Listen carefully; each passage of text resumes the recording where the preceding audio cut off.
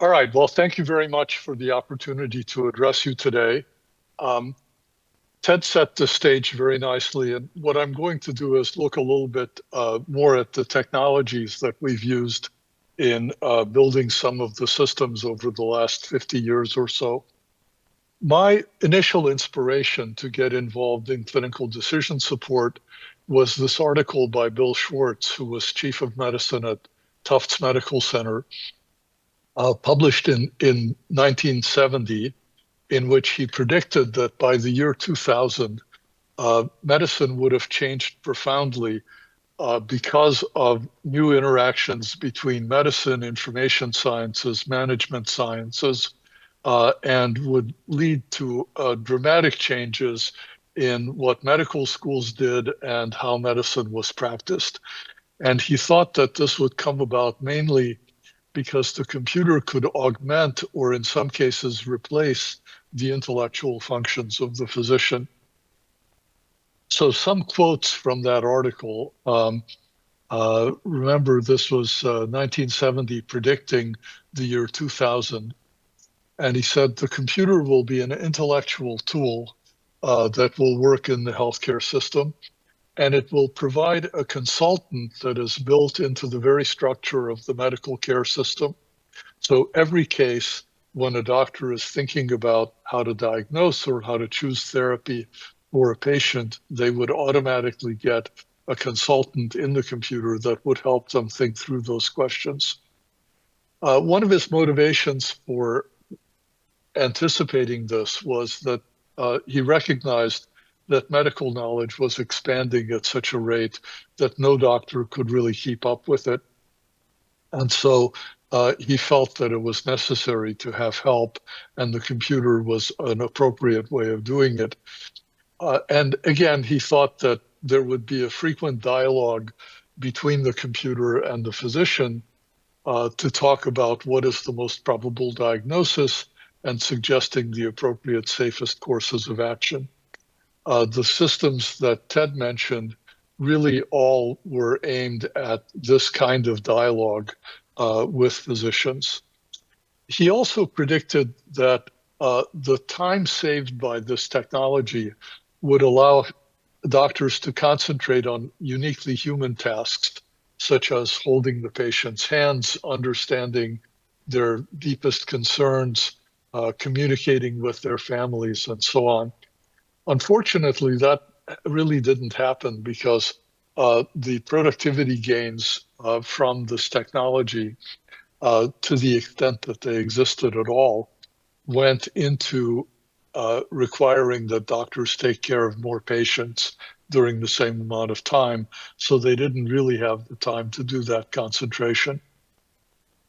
So Bill died in the early 2000s, and unfortunately, he just barely missed seeing some of his predictions come into force.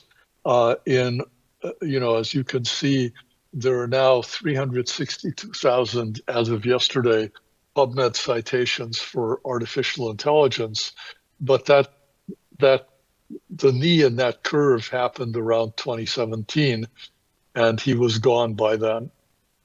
In fact, I confess I called him up in the year 2000 and teased him about the fact that a lot of the things that he had predicted for that year had not actually happened yet. Now, one comment I wanted to make is that a lot of the earliest systems were one-shot classification systems. So they took, for example, the diagnostic problem as saying, here, I give you a bunch of facts about a patient, what's wrong with that patient? But in reality, the healthcare system works by going through the cycle. When a patient initially presents, they're examined, the data that is generated is interpreted, typically codified in some way, and then used to determine a diagnosis from which there's a plan developed for either further diagnostic testing or therapy. And then with the passage of time, we go through the loop over and over again. And I think, in my view, that was one of the crucial early observations of people doing work in this area was to say it's not a single interaction, but it's this repeated interaction that is critical. So how do we do this? Well, I'm going to argue that we need three things in order to be able to build good decision support systems. One is some kind of knowledge. So this is a picture of knowledge in the present illness program, or PIP, which was a program mostly developed by nephrologists. And so it focuses on nephrological disease and the symptoms and signs and syndromes that are associated with it. Second, you need some inference method. So this particular one implies a kind of pattern matching that says that if you have a description of a disease, like the black lozenge here, and a description of the patient, which is the stippled lozenge, if they fit perfectly on top of each other, then you probably have a correct diagnosis. If, on the other hand, they mismatch in various ways, you'd better look at other explanations that may be more appropriate. Or if you have something that almost matches, then maybe you can gather additional information to decide whether things predicted by the disease template are actually present or not in the patient. And then finally, you need some notion of likelihood and risk, because nothing in medicine is certain. And therefore, you need some way of representing the residual uncertainty in whatever conclusions you draw and the residual risk in whatever plans you formulate. So my timeline goes back to the 1960s, as Ted's did. And I think at that time, there were a lot of attempts to use naive Bayesian models, which I'll talk about in a minute, and also branching flowcharts. So a series of questions where, depending on the answer you give, it takes you to a different part of the flowchart to ask additional questions. I remember one of my colleagues in Boston had built such a flowchart for acid-base and electrolyte diseases, and it filled a book of about 105 pages. So these are enormous compendia of how to behave in doing decision support. By the 1970s and 80s, we developed expert systems, as Ted was saying. Rule-based systems really were due very much to Ed Feigenbaum, one of Ted's mentors, and Meissen was a leading example of the kinds of systems that you could build there. Template matching, as I just described, was another approach. My colleagues at Tufts were interested in understanding how doctors thought, because they wanted to be able to teach that thinking process to their students. And so they came up with a cognitive theory for how to formulate, activate, confirm, or reject hypotheses. And they emphasized the fact that having a working hypothesis of what's wrong with the patient is wonderful because it helps you drive question asking. So in the 1970s and early 80s, all of the systems that we developed had terrible models of uncertainty. They were noble attempts, but not very successful. And finally, by about the mid-1980s, Bayesian networks were developed by Yuta Pearl and to a large extent, Greg Cooper also. And those gave us a formulation for how to think correctly about the dependence, the probabilistic dependence of certain nodes in a network on other nodes. Unfortunately, they're very slow to calculate, and so they weren't really practical, and therefore people had to continue to use expert system-like heuristic techniques in order to make these systems work efficiently enough to be usable. By the 1990s, we started to have the benefit of early adoption of electronic medical records, where all of a sudden a lot of data became available. With those data, we were able to revisit some of the methods developed in the 70s and 80s but this time not just based on asking human doctors how they thought about problems, but by actually learning from the data what the appropriate methods were. We also shamelessly adopted methods from the statistical literature because, of course, once you have data, then data science suggests that the statisticians have developed a lot of useful techniques for analyzing those. And in my experience, it wasn't really until the 2000s that we began to use clinical natural language processing methods to allow us to use notes and not only structured data. So often when you look at a medical record, a lot of important facts are not codified in tables, but they are represented in discharge summaries, nursing notes, doctor's notes, specialist notes, etc. And then in the 2010s, there was a huge revolution that I'll talk about at the end about neural network models, which had been proposed at least 30 or more years earlier, but the computational burden of these models made them completely useless. Whereas by about 10 years ago, I remember Jeff Hinton, who just won the Nobel Prize for this work, I challenged him saying, you know, I heard you describe these same techniques in 1980 and they didn't work. What's the difference now, so many years later? And he said, mainly the difference is a factor of 1,000,000 in computational power. So what about naive Bayes?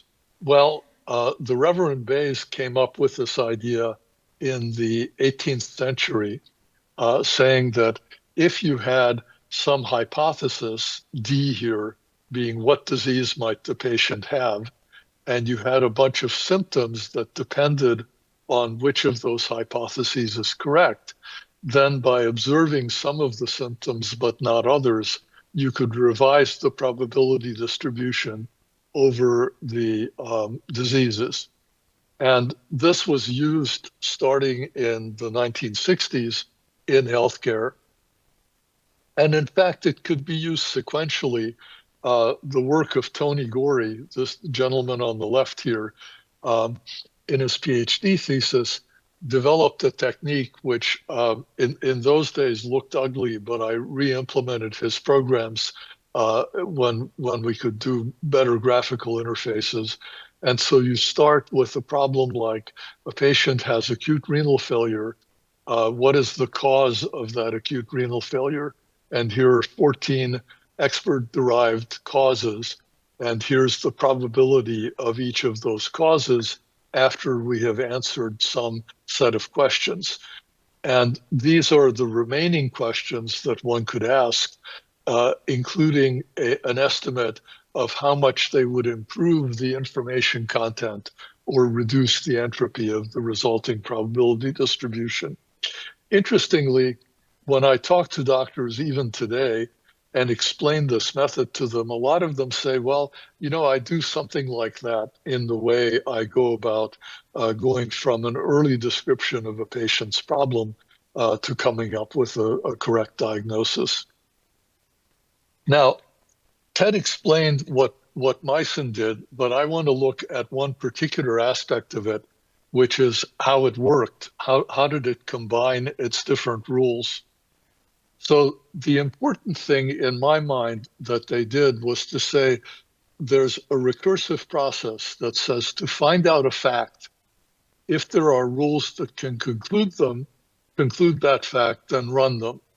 If there aren't such rules, then ask the user, so that you bottom out in asking questions of the user. To run a rule, what you do is you try to find if the facts in the rule's premises are true or not. And if they are, then you can assert the conclusions with a suitable certainty. Now, if you think about that 105-page flowchart that was developed for one specific area of medicine, if instead they had encoded their knowledge in a set of rules like this, then that backward chaining process, the recursive process I described, would dynamically trace out the behavior of what might otherwise be implemented as this giant flowchart. And you're also guaranteed that the information that's in these rules is used everywhere where it's appropriate, and it gives you a single expression of any piece of knowledge. And as Ted demonstrated, it enables you to use traces of this process in order to provide explanations. The program that I worked on with my colleagues at MIT and Tufts tried to implement a program based on the theoretical ideas of our medical colleagues about how they did diagnosis. So the idea was, from the initial complaints, they would guess a suitable hypothesis, which was a tentative hypothesis. They knew that it might not be correct, but it gave them guidance on what additional data to gather. They also realized that the most important thing that would happen in this process is when you got a surprising answer, something that you did not expect. And then they formulated a theory that allowed hypotheses to be activated, deactivated, confirmed, or rejected based on a set of logical criteria and a set of probabilities, although those were computed by a pre-Bayesian network, pretty bad probabilistic model. Now, I looked at this and I said, gee, this sounds just like the scientific method. If you go back to Bacon, this is exactly the kind of thing that he talked about. And so, surprisingly, I went to my doctor colleagues and said, you know, you guys are scientists. And they said, no, no, no, there's science and art to what we do. But the way they described it was very much science. Here's an example from that program of the pattern for nephrotic syndrome with 7 findings that it predicted, and then logical criteria and probabilistic criteria for figuring out whether the patient has it or not, and these differential diagnosis links that are suggestions about what alternative diseases to think about if this hypothesis shows you something that's inconsistent with the hypothesis itself. Now, the next problem that was important, and the best work on this was probably done by our colleagues at the University of Pittsburgh, was to say, well, what about sicker patients who have multiple things wrong with them? And so in place of the naive Bayes diagram, you now have a diagram like this that lists a bunch of different binary nodes of whether or not you have a certain disease, and still a bunch of symptom or manifestation nodes. And now a variety of diseases can each cause a variety of symptoms. And the goal of diagnosis is to come up with the set of diseases that are most likely to cause the symptoms that you're able to observe. So the fundamental idea that they contributed was to say, let's rank each disease by how well it predicts symptoms that we've seen, take the top ranking one, compare it to all of the others, and figure out whether the two of them together explain the same set of symptoms, roughly, or more of them. If they explain more of them, then we should set aside the second diagnosis and just focus on those that explain the same set of symptoms. Then we can solve that diagnostic problem. And having solved it, we then return and say, okay, what about the rest of the symptoms? How do we explain those? And so we can formulate a new diagnosis, a new diagnostic problem from those. And then this led to a bunch of very interesting theoretical algorithms that would solve this problem either heuristically or formally in some efficient manner. Finally, model-based reasoning turns out to be a really good thing if you can have it. So in domains with good pathophysiological models, we can reason about complex cases. In our case, we worked with Bill Schwartz, the guy I mentioned, who was a nephrologist specializing in acid-base and electrolyte abnormalities. The type of problem you can explain here is, for example, uh, you might have a case of a patient who has acid-base and electrolyte abnormalities, but nevertheless has a surprisingly normal pH. So an example might be somebody who has both diarrhea and vomiting. In diarrhea, you lose alkali. In vomiting, you lose acid. And if you balance the output just appropriately, you can wind up with a normal pH. And a system needs to be able to think about that and explain it. So fortunately, if you look in textbooks of acid base and metabolic disorder and respiratory disorders of that time, you see that there's a lot of knowledge about where you might wind up on a PCO2 versus bicarbonate graph, depending on what disease you had. And you can even explain in the sense of the second example that the data point that has a big dot on it, you can reach either as a simple metabolic acidosis or as a combination of a chronic respiratory alkalosis and an acute respiratory acidosis. And so this allowed us to build much more sophisticated programs. Dr. Pulikowski will talk about the CASNet program, which exploited similar ideas in the domain of glaucoma, where again, we have a better understanding of the causality of what happens there. So by the 1990s, we began to have a flood of data. And so we could learn the supervised models that previously had only been developed from human expertise. And we used logistic regression, time to event models, CART, support vector machines, multi-layer neural networks, although much smaller ones than today's. And for data representation, we did principal component analysis, topic modeling, autoencoders, and we used clustering in various ways. I obviously could spend an entire semester's class, as I sometimes do, explaining all these things, but not today. By the 2000s, we realized that natural language processing methods had become good enough that we could take a piece of a discharge summary like this and find specific facts in it that were useful in addition to the information that was encoded in tabular data. And so multimodal databases started happening.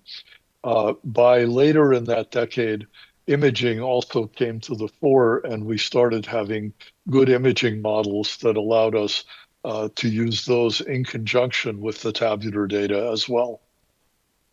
Now, the last thing I want to talk about is a revolution that began earlier, but really hit the streets in the early 2010s. There was this paper from a group at let's see, I think it was Google, that said, hey, instead of representing facts and words and symbols and concepts as discrete structures, let's see if we can represent them as vectors, continuous real valued vectors in a large vector space.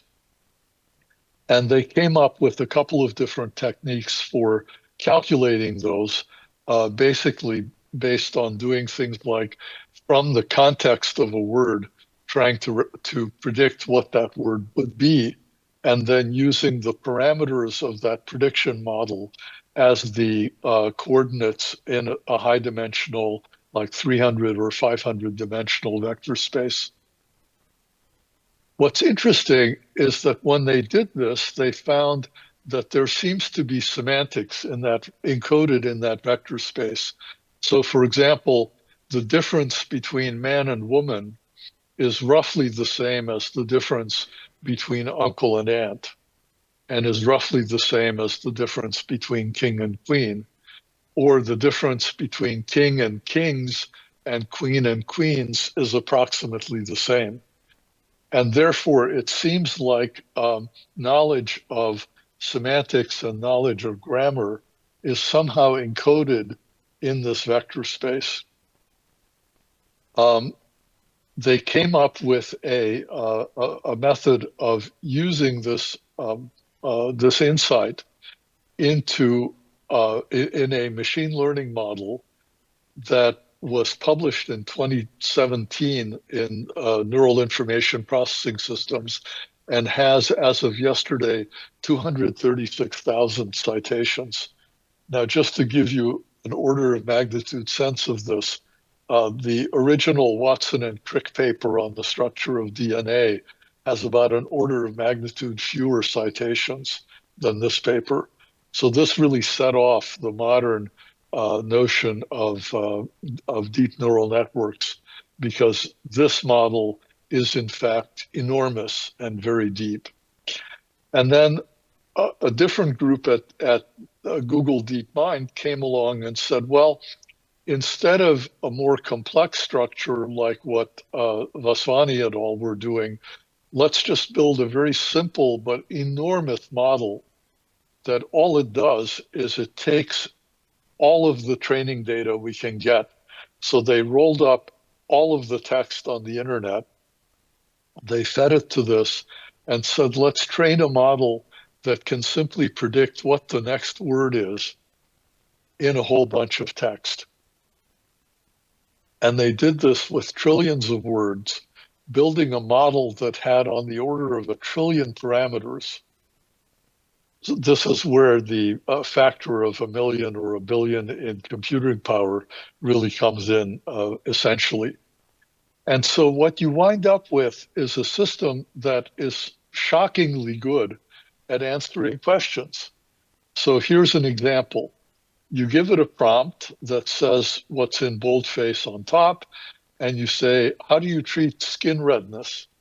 And it comes back, and using that text, it asks itself, what's the next most likely word to come after that series of words, which presumably it's never seen before, but remember, it's built this generalized model that includes some notion of grammar and semantics and so on. And it says the most likely next word is it. And then it says, what's the next most likely word? Depends. What's the next most likely word? On. And it generates this output. Now, I think it's fair to say that the ability of a system like this to do this came as a shock even to its developers. But this is what set off the whole, ChatGPT and all of its friends. And the state of the art, roughly 55 years after Bill's seminal paper, is that depending on how much computation you're willing to use, you can get a family of similar models that reaches about 85% accuracy in diagnostic accuracy in giving the correct diagnosis of a complex case.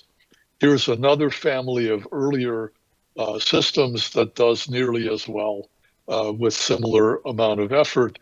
And these pluses are the performance of individual physicians who, as you can see, don't do as well on this somewhat artificial task.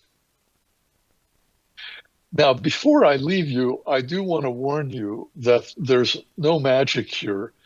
These things work pretty well, but some colleagues at UC San Francisco published a paper just last year that said if you're trying to summarize emergency department notes with slightly outdated GPT models, you get only about 67% error-free summarization.